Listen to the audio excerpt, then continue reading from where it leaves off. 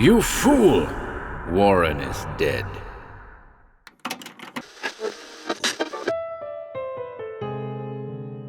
Welcome to HorrorBabble. As said earlier in the year, we're currently making some revisions to our Cthulhu Mythos recordings. In some instances, we're presenting new recordings of certain stories. Today's new recording is a tale that served to inspire both Robert W. Chambers in his writing of The King in Yellow, and, naturally, Lovecraft, who later incorporated certain elements into the mythos. This is Haita the Shepherd by Ambrose Bierce.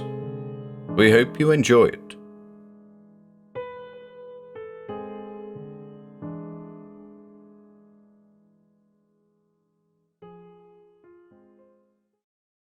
Haita the Shepherd by Ambrose Bierce. In the heart of Haita, the illusions of youth had not been supplanted by those of age and experience. His thoughts were pure and pleasant, for his life was simple and his soul devoid of ambition. He rose with the sun and went forth to pray at the shrine of Hastur, the god of shepherds, who heard and was pleased. After performance of this pious rite, Haita unbarred the gate of the fold, and with a cheerful mind drove his flock afield, eating his morning meal of curds and oatcake as he went, occasionally pausing to add a few berries cold with dew, or to drink of the waters that came away from the hills to join the stream in the middle of the valley, and be borne along with it, he knew not whither. During the long summer day, as his sheep cropped the good grass which the gods had made to grow for them, or lay with their forelegs doubled under their breasts and chewed the cud, Haita, reclining in the shadow of a tree or sitting upon a rock, played so sweet music upon his reed pipe that sometimes from the corner of his eye he got accidental glimpses of the minor Sylvan deities leaning forward out of the copse to hear. But if he looked at them directly, they vanished. From this, for he must be thinking if he would not turn into one of his own sheep, he drew the solemn inference that happiness may come if not sought, but if looked for will never be seen. For next to the favour of Hastur, who never disclosed himself, Haita most valued the friendly interest of his neighbours, the shy immortals of the wood and stream. At nightfall, he drove his flock back to the fold, saw that the gate was secure, and retired to his cave for refreshment and for dreams. So passed his life, one day like another, save when the storms uttered the wrath of an offended god. Then Haita cowered in his cave, his face hidden in his hands, and prayed that he alone might be punished for his sins, and the world saved from destruction. Sometimes, when there was a great rain and the stream came out of its banks, compelling him to urge his terrified flock to the uplands, he interceded for the people in the cities which he had been told lay in the plain beyond the two blue hills forming the gateway of his valley. "It is kind of thee, O Hastur," so he prayed, "to give me mountain so near to my dwelling and my fold, that I and my sheep can escape the angry torrents. But the rest of the world thou must thyself deliver in some way that I know not of, or I will no longer worship thee." And Hastur, knowing that Haita was a youth who kept his word, spared the cities and turned the waters into the sea. So he had lived since he could remember. He could not rightly conceive any other mode of existence. The holy hermit who dwelt at the head of the valley, a full hour's journey away, from whom he had heard the tale of the great cities where dwelt people, poor souls, who had no sheep, gave him no knowledge of that early time, when, so he reasoned, he must have been small and helpless like a lamb. It was through thinking on these mysteries and marvels, and on that horrible change to silence and decay, which he felt sure must some time come to him, as he had seen it come to so many of his flock, as it came to all living things except the birds, that Haita first became conscious how miserable and hopeless was his lot.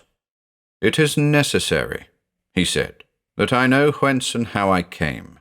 For how can one perform his duties unless able to judge what they are by the way in which he was entrusted with them? And what contentment can I have when I know not how long it is going to last? Perhaps before another sun I may be changed, and then what will become of the sheep? What indeed will have become of me? Pondering these things, Haita became melancholy and morose. He no longer spoke cheerfully to his flock, nor ran with alacrity to the shrine of Hastur. In every breeze he heard whispers of malign deities whose existence he now first observed. Every cloud was a portent signifying disaster, and the darkness was full of terrors. His reed pipe, when applied to his lips, gave out no melody, but a dismal wail. The Sylvan and riparian intelligences no longer thronged the thicket side to listen, but fled from the sound, as he knew by the stirred leaves and bent flowers. He relaxed his vigilance, and many of his sheep strayed away into the hills and were lost. Those that remained became lean and ill for lack of good pasturage, for he would not seek it for them, but conducted them day after day to the same spot through mere abstraction, while puzzling about life and death, of immortality he knew not. One day, while indulging in the gloomiest reflections, he suddenly sprang from the rock upon which he sat, and with a determined gesture of the right hand exclaimed, "I will no longer be a suppliant for knowledge which the gods withhold. Let them look to it that they do me no wrong. I will do my duty as best I can, and if I err, upon their own heads be it." Suddenly, as he spoke, a great brightness fell about him, causing him to look upward, thinking the sun had burst through a rift in the clouds. But there were no clouds. No more than an arm's length away stood a beautiful maiden. So beautiful she was that the flowers about her feet folded their petals in despair and bent their heads in token of submission. So sweet her look that the hummingbirds thronged her eyes, thrusting their thirsty bills almost into them, and the wild bees were about her lips. And such was her brightness that the shadows of all objects lay divergent from her feet, turning as she moved. Haita was entranced. Rising, he knelt before her in adoration, and she laid her hand upon his head. "Come," she said, in a voice that had the music of all the bells of his flock. "Come, thou art not to worship me, who am no goddess, but if thou art truthful and dutiful, I will abide with thee." Haita seized her hand, and stammering his joy and gratitude arose, and hand in hand they stood and smiled into each other's eyes. He gazed on her with reverence and rapture. He said, "I pray thee, lovely maid, tell me thy name, and whence and why thou comest." At this she laid a warning finger on her lip and began to withdraw. Her beauty underwent a visible alteration that made him shudder, he knew not why, for still she was beautiful.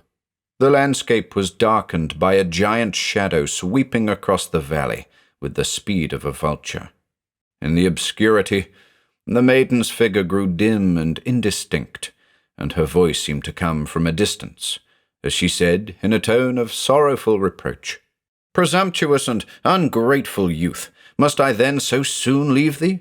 Would nothing do but thou must at once break the eternal compact?" Inexpressibly grieved, Haita fell upon his knees and implored her to remain, rose and sought her in the deepening darkness, ran in circles, calling to her aloud, but all in vain. She was no longer visible, but out of the gloom he heard her voice saying, "Nay, thou shalt not have me by seeking. Go to thy duty, faithless shepherd, or we shall never meet again." Night had fallen, the wolves were howling in the hills, and the terrified sheep crowding about Haita's feet. In the demands of the hour, he forgot his disappointment, drove his sheep to the fold, and, repairing to the place of worship, poured out his heart in gratitude to Hastur for permitting him to save his flock, then retired to his cave and slept. When Haita awoke, the sun was high and shone in at the cave, illuminating it with a great glory, and there, beside him, sat the maiden. She smiled upon him with a smile that seemed the visible music of his pipe of reeds. He dared not speak, fearing to offend her as before, for he knew not what he could venture to say. "Because," she said, "thou didst thy duty by the flock, and didst not forget to thank Hastur for staying the wolves of the night, I am come to thee again. Wilt thou have me for a companion?" "Who would not have thee forever?" replied Haita. "Oh, never again leave me until I change and become silent and motionless." Haita had no word for death. "I wish indeed," he continued, "that thou wert of my own sex, that we might wrestle and run races and so never tire of being together." At these words the maiden arose and passed out of the cave, and Haita, springing from his couch of fragrant boughs to overtake and detain her, observed to his astonishment that the rain was falling, and the stream in the middle of the valley had come out of its banks. The sheep were bleating in terror, for the rising waters had invaded their fold, and there was danger for the unknown cities of the distant plain. It was many days before Haita saw the maiden again. One day he was returning from the head of the valley, where he had gone with ewe's milk and oatcake and berries for the holy hermit, who was too old and feeble to provide himself with food. "Poor old man," he said aloud, as he trudged along homeward. "I will return tomorrow and bear him on my back to my own dwelling, where I can care for him. Doubtless it is for this that Hastur has reared me all these many years, and gives me health and strength." As he spoke, the maiden, clad in glittering garments, met him in the path with a smile that took away his breath. "I am come again," she said, "to dwell with thee, if thou wilt now have me, for none else will. Thou mayest have learned wisdom, and art willing to take me as I am, nor care to know." Haita threw himself at her feet. "Beautiful being," he cried, "if thou wilt but deign to accept all the devotion of my heart and soul, after Hastur be served, it is thine forever. But, alas, thou art capricious and wayward. Before tomorrow's sun I may lose thee again. Promise, I beseech thee, that however in my ignorance I may offend, thou wilt forgive and remain always with me." Scarcely had he finished speaking, when a troop of bears came out of the hills, racing toward him with crimson mouths and fiery eyes. The maiden again vanished, and he turned and fled for his life. Nor did he stop until he was in the cot of the holy hermit, whence he had set out. Hastily barring the door against the bears, he cast himself upon the ground and wept. "My son," said the hermit from his couch of straw, freshly gathered that morning by Haita's hands, "it is not like thee to weep for bears. Tell me what sorrow hath befallen thee, that age may minister to the hurts of youth which such balms as it hath of its wisdom." Haita told him all, how thrice he had met the radiant maid, and thrice she had left him forlorn. He related minutely all that had passed between them, omitting no word of what had been said. When he had ended, the holy hermit was a moment silent, then said, "My son, I have attended to thy story, and I know the maiden. I have myself seen her, as have many. Know then that her name, which she would not even permit thee to inquire, is Happiness. Thou saidst the truth to her, that she is capricious, for she imposeth conditions that man cannot fulfill, and delinquency is punished by desertion. She cometh only when unsought, and will not be questioned. One manifestation of curiosity, one sign of doubt, one expression of misgiving, and she is away. How long didst thou have her at any time before she fled?" "Only a single instant," answered Haita, blushing with shame at the confession. "Each time I drove her away in one moment." "Unfortunate youth," said the holy hermit. "But for thine indiscretion, thou mightst have had her for 2.